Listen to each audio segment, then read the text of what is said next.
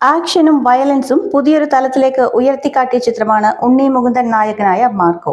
Marco എന്ന ചിത്രം നിർമ്മിച്ച ക്യൂബ്സ് എന്റർടൈൻമെന്റ്സ് അണിയിച്ചൊരുക്കുന്ന പുതിയ ചിത്രമായ കാട്ടാളൻ ആക്ഷന്റെ കാര്യത്തിൽ ഒട്ടും പിന്നിലാവില്ല എന്ന് തെളിയുകയാണ്.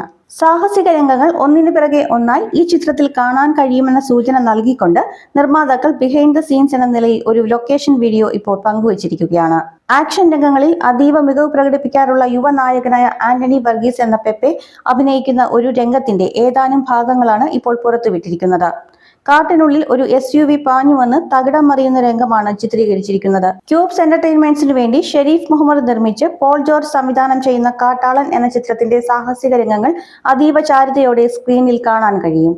ഇടുക്കി ജില്ലയിലെ കൊടുങ്കാടുകളിൽ ഇപ്പോൾ ചിത്രീകരണം നടന്നുവരികയാണ്.